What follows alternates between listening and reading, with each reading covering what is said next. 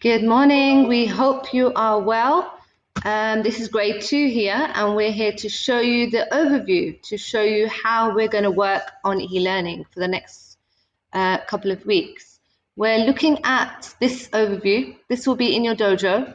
Okay, you'll get a day-by-day breakdown of the lessons. So this is Sunday, okay? And on Sunday, you'll be doing English, Maths, Science, Arabic, and PE, okay? So you cover 5 lessons each day, all right? And we're trying to make the lessons as fun as possible.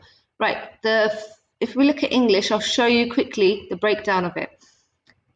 You're gonna enter the PowerPoint. On the PowerPoint, everything you need is available on there, okay? So lesson 1, English PowerPoint. In Maths, you've got the PowerPoint for lesson 1.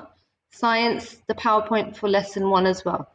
It tells you everything you need, and it's got the worksheets on it, and it's asking you questions, and that's what you're going to use most of the time.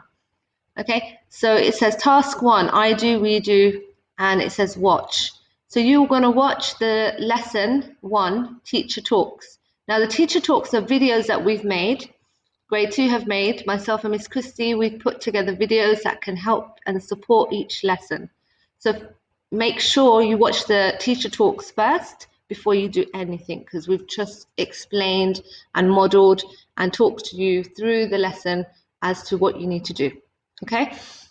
And then supporting video, that is YouTube videos that can help you understand the ideas a lot better. Okay, and then you go to task 2, you'll have task 1, you'll have some videos to watch those videos, then go to task 2, the learning objective. I can write sentences using compound words, and you're going to use slides 1 and 2 in the PowerPoint. Okay, and then you're going to look at the independent task. Use the words to create some sentences, paragraphs, and then you could try and include 2 or 3 words in one paragraph. Okay, that's telling you the task, the work that you need to do in your workbook. Now remember, we gave you a workbook before you left for the holidays, okay? And inside the workbook, you're going to put your LO, your learning objective at the top, just like we always do in our class, yeah? You're going to put the learning objective at the top. Can I show you there? Yep. So you put the date first, dum tum, remember? Misalign, and then the learning objective. And then you start your work here, okay? So always use your notebook to write in, and then you're going to upload from your notebook to show us what you've done. Okay, so that's the independent task.